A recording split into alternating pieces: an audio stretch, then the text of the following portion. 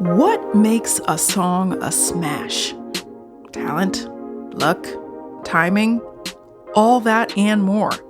On Hit Parade from Slate, host Chris Molanphy tells tales from a half-century of chart history. Through storytelling, trivia, and song snippets, Chris dissects how the artists you love, or hate, dominated the airwaves and shaped your memories forever. He's explained how Taylor Swift pivoted from country to pop, how The Cure got UK goth rock onto US radio, and how a young Stevie Wonder improvised his way to a Billboard chart topper. Subscribe to Hit Parade for tales of the hits from coast to coast, wherever you are listening right now. Charlotte Adigéry and Bolis Pupul met in Belgium. They both came from immigrant families, and last year they put out one of the most celebrated albums of 2022, Topical Dancer. The songs are angular, electronic rhythms with a dash of distilled, insightful analysis and an undercurrent of playfulness beneath it all. It's like, yes, this music is going to make you want to dance the night away, but while you are sweating, do not check out. Stay present with the complexity of the world, even as you shake your booty. Time to say goodbye and let the words flow. Embrace the silence, it's all said and done. You need to welcome your intuition. Make room for your own subconscious mind. The liberty of saying nothing. The pair have spent the last year touring the album, and I was fascinated to hear how these songs hit in a room, in many rooms, in many cities all over the world. Stop making sense. My name is Meklit, and this is Movement, Music and Migration Remixed. Welcome your words and your intuition to own the silence and say goodbye. Can you tell us about the song Blenda? Was there a specific experience that inspired that song? I think it were several. This is Bolis. The many times we heard the sentence, go back to the country where you belong. It's not a mantra, but it's something we heard so many times. Go back to your country where you belong. That sentence, And this is Charlotte. if I may talk for our Black community, it's like the N-word. Yes. And it carries so much pain and grief. But when you take it back and you use it and you celebrate it and you sing it, it's a coping mechanism. And it's a way of showing that you're strong and that you're bigger than that. Don't sound like what I look like. Don't look like what I sound like. Don't sound like what I look like. And it's so powerful to play the song live. You could see that people feel seen when they say, Siri, can you tell me where I belong? Or I look like them, but not to them. One of the most emotional moments for me was when we played in Manchester. And when we played Blenda, the whole room just shouted like very loud, don't look like what I sound like, but in like their accents. And I thought it was so cute, and also it was so touching. I couldn't hear my monitors anymore. The crowd was even louder, so I was like, okay, I'm completely lost here. And we were looking at each other, and I saw the tears coming up in Charlotte's eyes, and I felt the same, and the crowd really sang those words so loud. I remember the first time I was confronted with this extra layer. So it was a white woman, a journalist, who told me, I love this song so much. And I heard it on the radio, and I was like doing my dishes and singing along to the chorus. And then she said, I felt a little bad singing Go Back to the Country Where You Belong. Like, is it my place to be singing it? And I told her, yeah, but actually, I'm happy that you felt that awkwardness or that you ask yourself that question. And that's something we also like to do, is like a Trojan horse that we put in there somewhere. And then before you know it, it's in your mouth, and then you don't know what to do with it. And you think about it. And yeah, I think even though the song is very dancey and happy, it also carries something way darker and also very powerful. Wow.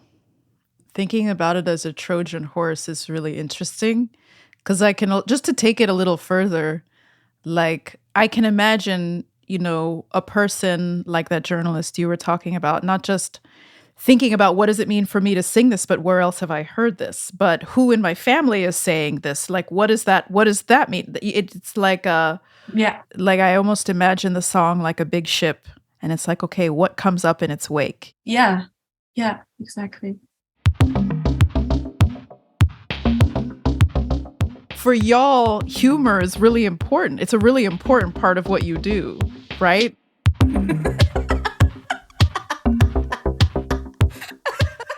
Is that just who you are together? Is that just who you are as people? Like, I think that was one of the first things that really connected between the two of us.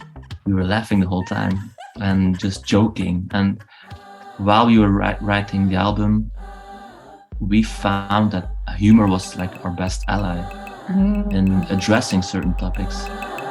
Are you polite or political? Are you correct or cynical? Are you open-minded behind closed doors? You join forces in this holy war? Because we don't want to be pointing fingers and saying, this is how you do it, or you're doing it wrong. Being able to laugh is freedom, I think. And I remember us being a little nervous playing our songs in the US for the first time, because we were like, okay, maybe our humor won't work there, or like the song Esperanto. Are you as offended when nobody's watching? Are you an attacker, a victim? Yeah, it's like, don't say this, say this, which was inspired by what we feel is a thing in the US, that political correctness reaches certain limits. Don't say, but where are you really from? Say, I don't see color. And we were scared, like, okay, will this land? Will people find this funny?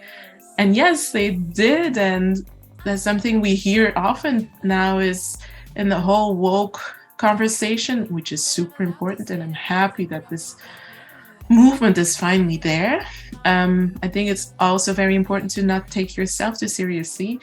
And it's not about you making a point, or it's not about you, it's about the conversation. And when you get lost in your ego and then, yeah, but this is me making a point, or I'm really offended by da da da da da, and using being offended by as a way to broadcast yourself, that's super dangerous and it kills conversation. And I really believe that humor and the way we address it is one way that can help us have conversations and find common grounds where you wouldn't think there's common ground.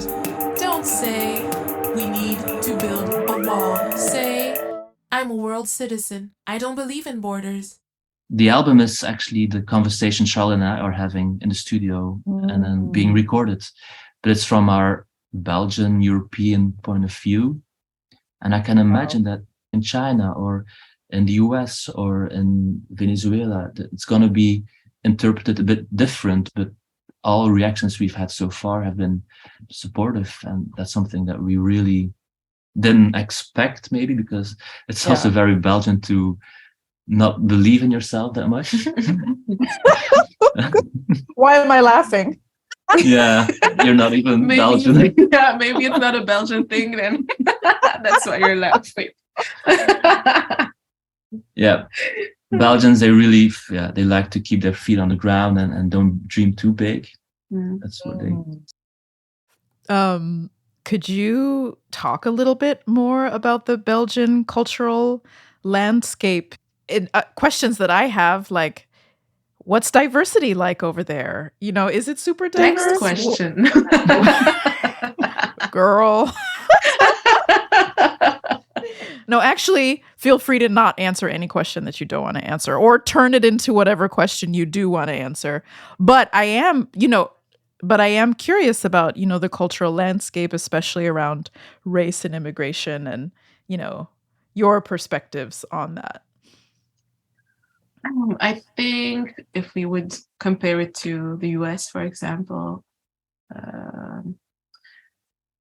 I think the US knows its inhabitants better, or has a better view on, I don't know, on different communities. I'm not sure actually if I'm saying this right, but I feel like in Belgium, even though there is all different kinds of nationalities and there's a lot of diversity, I don't feel like Belgians know us, like knows these other communities. Most people generally think I'm from Africa. Like, you're Black, so you're from Congo, because that's the link they make with Belgium's history. Right. So me trying to explain that I'm not really from Africa, but that I'm from Martinique, from the French Caribbean, to a lot of people, that's very hard to okay. And if I tell them, yeah, not all Black people come necessarily from Africa, that's like a part of history that people don't really aren't aware of. Mm-hmm. And then the awareness around racism, that's a new thing. I think now every ad has a Black person in it. Really? I like it, actually. I'm happy, even though I know it's like a forced and a bit of an awkward way, because I also get contacted more because I tick all the boxes. I'm a Black woman. That's good on TV. We might get some more funds when we ask her. So it's like people are trying, but it gets awkward sometimes. Not so long ago, I was on my bike and I did something that somebody in his car didn't appreciate. I still don't know what I did wrong, but to him, it wasn't okay. And then he told me, yeah, it's always the same with you people. And also you use your color as a privilege. And I'm like, oh, so my color, so me being Black is a privilege? I didn't know. And that's something, like, when you do something wrong, or when you get in these types of situations, people easily go to the N-word, or say something about your race, or make you feel like you're not from here, even though you're from here. Like, even people being surprised when I speak Dutch, or complimenting me on how well I speak their language. So yeah, that's for me. And how has it been for you as a half Asian guy? I always had the feeling I was like the only Asian in town. I didn't know any other Asian guys in Ghent. Okay, maybe there was like one or two that you once in a while you saw them, but in the end, I felt like, and Ghent is not a small city. It's one of the big cities in Belgium. When I was a child, I didn't want to learn Chinese. My mother, she suggested. My sister and I just took some lessons, or she tried to teach us. But we didn't feel like it was interesting, because we didn't want to be identified as Chinese. So everything that kind of like Asian part of me, we always rejected it. That's something that changed when my mother passed away. Mm-hmm. And now I did like evening school. I've learned Chinese for 4 years.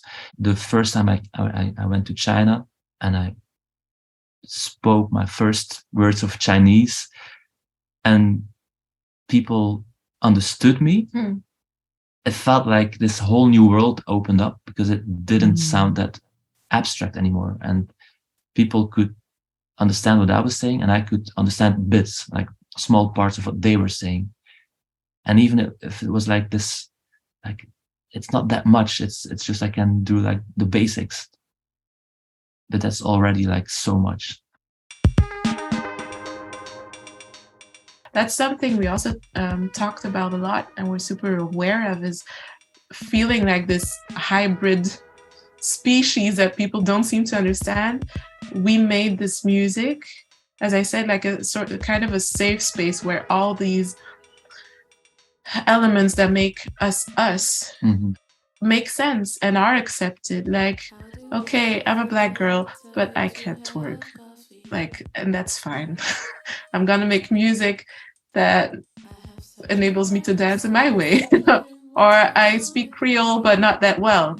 I'm gonna write a song in Creole, but only in the Creole I know. And then nobody, neither in Belgium or in France or in Martinique, will tell me, oh yeah, that's strange. No, that's my music. I made my own country. I made my own country. Should I wear my afro or a wig again today? I wish I looked better without makeup though, a natural beauty. Embracing myself. The album is Topical Dancer by Charlotte Adigéry and Bolis Pupul.